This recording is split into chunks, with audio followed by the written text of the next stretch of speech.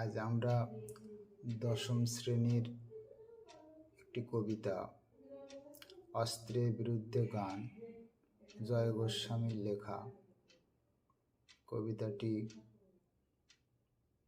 Line ধরে ধরে তার মর্মার্থ বিশ্লেষণ করার চেষ্টা করব।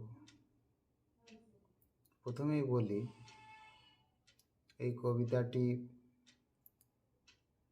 কবি জয় গোস্বামীর পাতার পোশাক কাব্যগ্রন্থের অন্তর্গত, যা 1997 খ্রিস্টাব্দে প্রকাশিত হয়। এই কবিতার প্রেক্ষাপট যদি বলা হয়, কোনো সুনির্দিষ্ট ঘটনা পরম্পরার কবিতাটি লিখিত হয়নি। মূলত কবি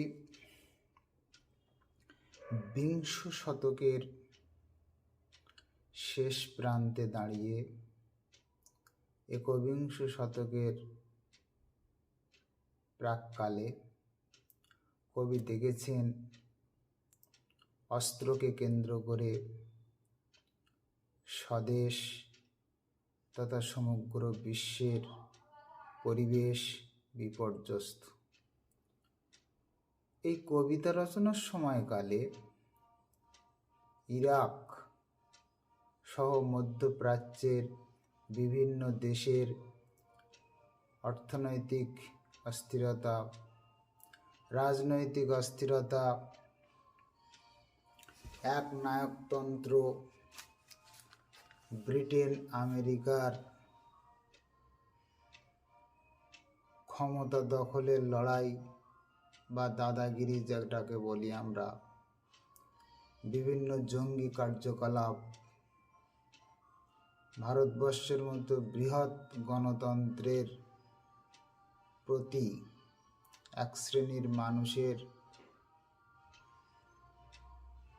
আস্থাহীনতা, বিচ্ছিন্নতাবাদী আন্দোলন, ধর্মীয় উন্মাদনার ফলশ্রুতি দাঙ্গা, এই সব কিছুতেই অস্ত্র হলো সমস্ত ক্ষমতার উৎস। অস্ত্র হলো ধ্বংসের তথা মৃত্যুর দূত। এই ক্ষমতা দখল এবং ক্ষমতা কায়েম রাখার জন্য মানুষ অস্ত্র ব্যবহার করে। অস্ত্র হচ্ছে ধ্বংসের মাধ্যম।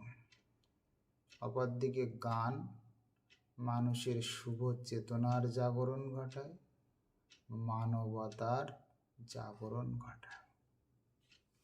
তো এবারে আমরা কবিতার লাইন দেখি। প্রথমেই আছে, অস্ত্র ফেলো, অস্ত্র রাখো পায়ে।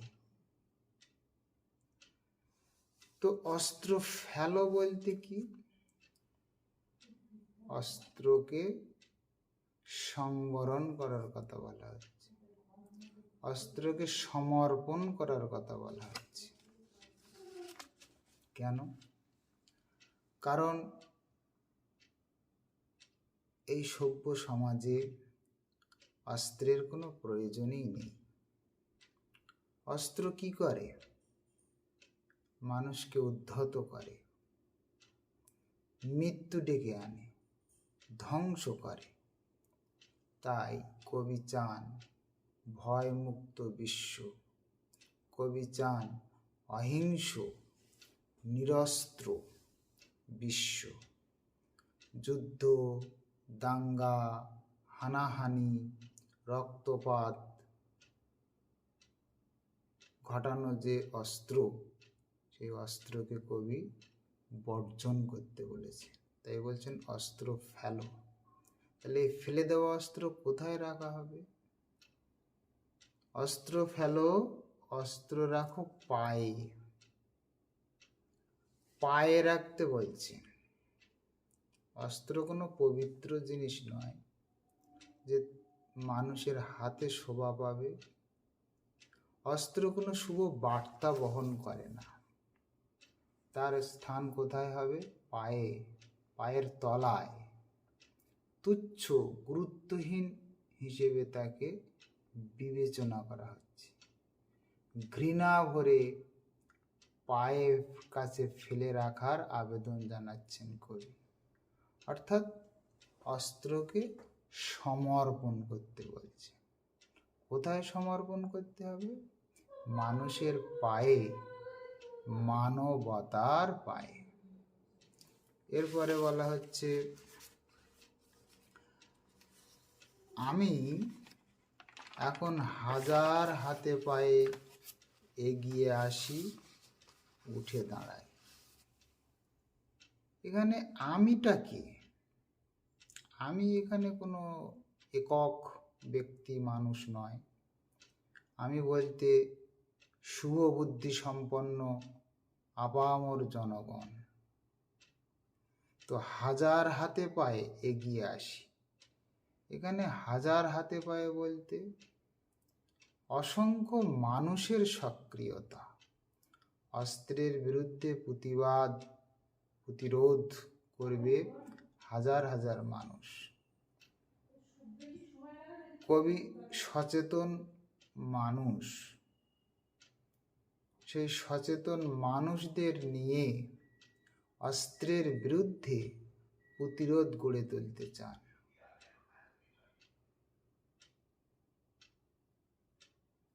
এর পরের লাইন, হাত নাড়িয়ে বুলেট তাড়াই।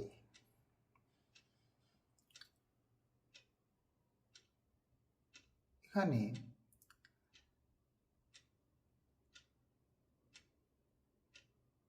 অস্ত্রের শাসনের বিরুদ্ধে, অস্ত্রের চোখ রাঙানির বিরুদ্ধে মানুষ উপেক্ষা করবে, তার জন্য দরকার জীবনের জয়গান। এই জীবনের জয়গান দিয়ে ধ্বংসরূপ বুলেটকে বিতাড়িত করা সম্ভব। মানুষের চেতনায়, মানুষের জাগরণে জীবনের গান থাকবে, বেঁচে থাকার গান থাকবে। এই গানের শক্তি তার মননে ঋদ্ধ হবে, তবেই বুলেটকে সে বিতাড়িত করতে পারবে, বুলেটকে অনায়াসে সরিয়ে দিতে পারবে। গানের বর্ম আজ পড়েছি গায়ে। গানকে বর্মের সাথে তুলনা করা হচ্ছে, অর্থাৎ একটা ঢাল। কেন? একটা রক্ষা কবচের সাথে গানকে তুলনা করা হচ্ছে, কারণ গান হলো প্রাণের প্রতীক, গান হলো শান্তির প্রতীক, যা মনকে কি করে? পবিত্র করে, সুন্দর করে। এই গান কিসের গান? মানবতার গান, অহিংসার গান, শান্তির গান। গানই পারে মানুষের মনের হিংসা, কুটিলতা, আগ্রাসী ভাবনাকে পরিবর্তন করতে। সঙ্গীত তথা গান মানুষের হৃদয়ে হৃদয়ে সঞ্চারিত হয়। এই গান দেশকাল নিরপেক্ষ। এই গান কোনো ভাষার বাধাকে বাধা বলে মানে না। একটা গান সে যে ভাষারই হোক না কেন, মানুষের হৃদয়কে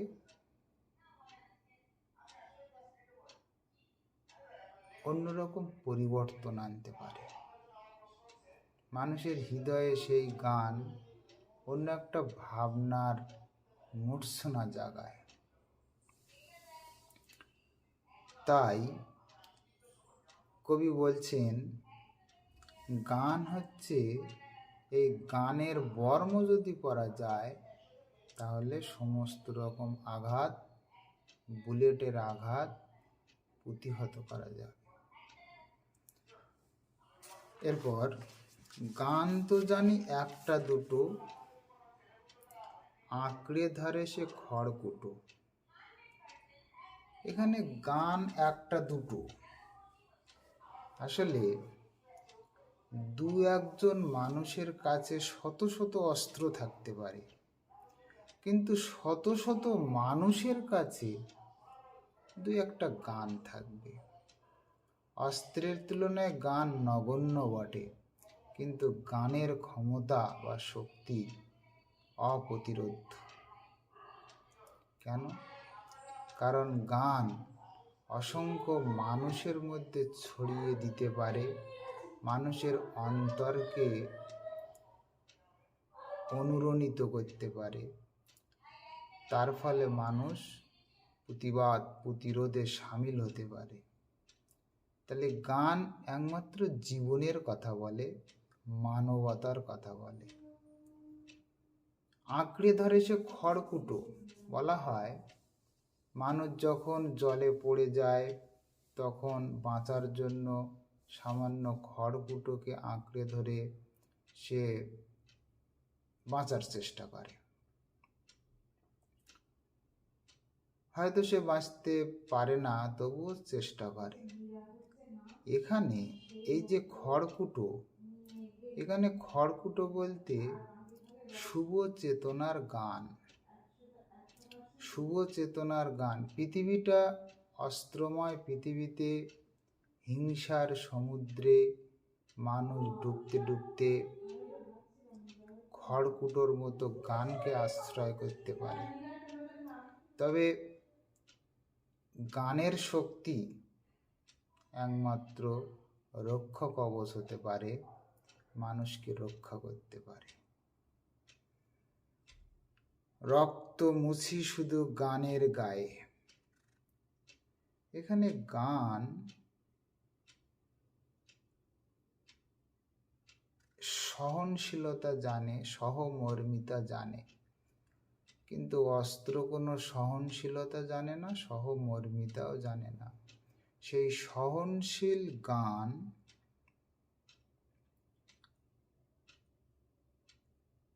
তার গায়ে রক্ত মুছে দেওয়া যায়। অর্থাৎ অস্ত্রের বিরুদ্ধে প্রতিরোধ গড়ে তুলতে পারে একমাত্র গান।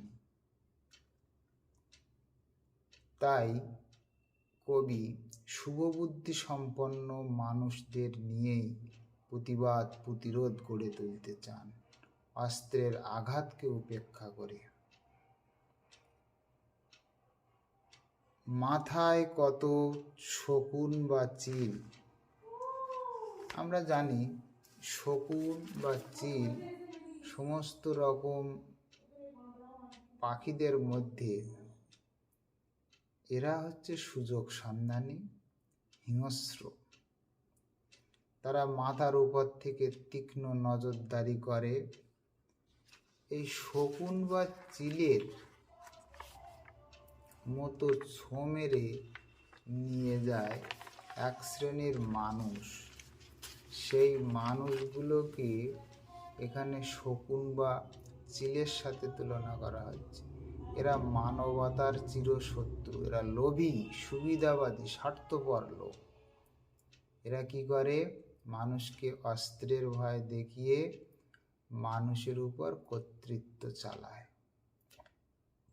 চিল শকুনরূপী আগ্রাসী মানুষদের বিরুদ্ধে কবি চাইছেন জীবনের গান গাইতে, কবি চাইছেন মানবতার গান গাইতে। আমার শুধু একটা কোকিল। অস্ত্রময় সমস্ত পৃথিবীতে চিল শকুনের মতো হিংস্র মানসিকতার বিরুদ্ধে কবি কোকিলের মতো মধুর উজ্জীবনের গান ছড়িয়ে দিতে চান। কবির হৃদয়রূপ কোকিল কি করতে পারে?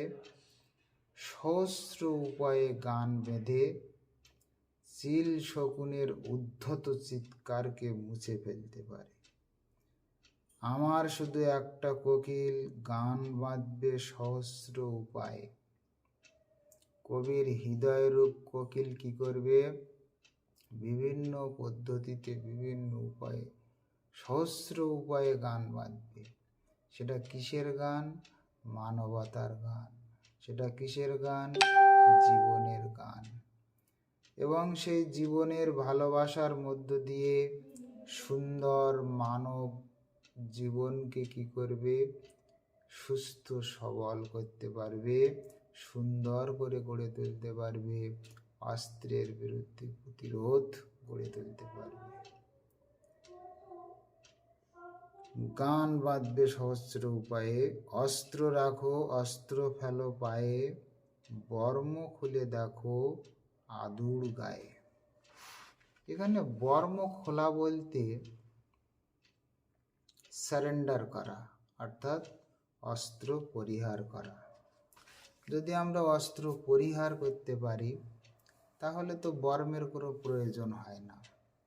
তাই বলা হচ্ছে হিংসা ত্যাগ করে, ক্ষমতার দম্ভকে ত্যাগ করে আমরা যদি প্রকৃত জীবনের অর্থ, জীবনের মূল্য উপলব্ধি করতে পারি তাহলে আর বর্মের প্রয়োজন হবে না।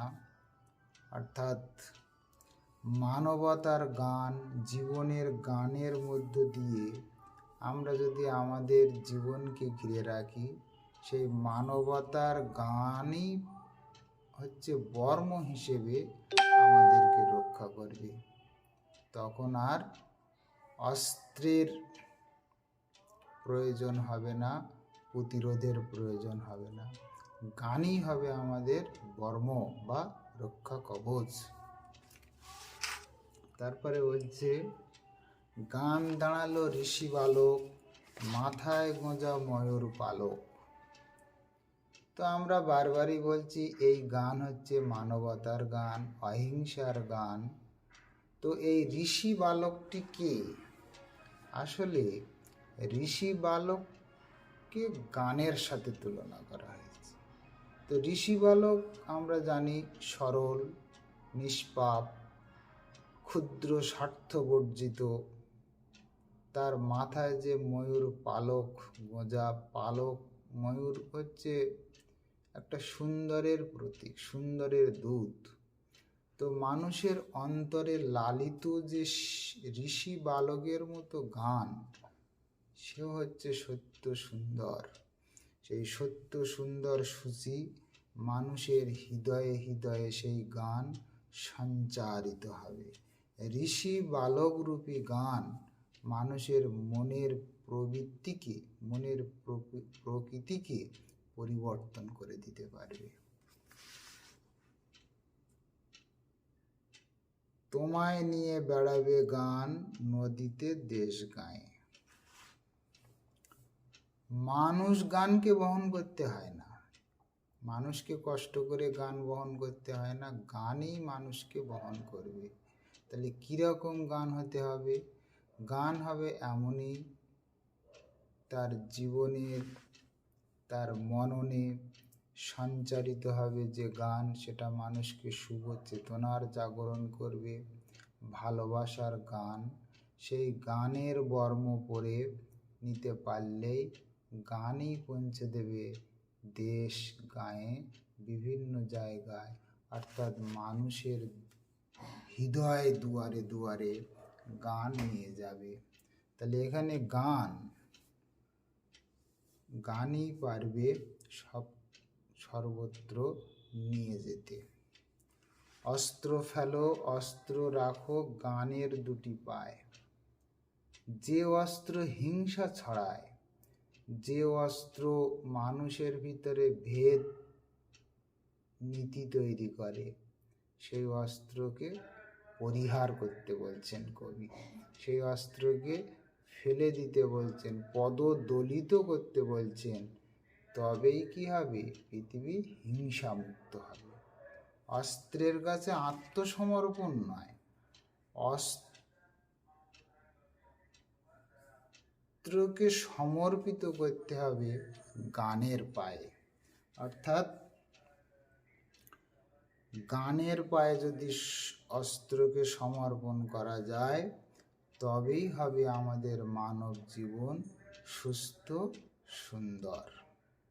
এইভাবে কবিতার প্রতিটা লাইন তুলে লাইন ধরে ধরে আমরা ব্যাখ্যা করলাম।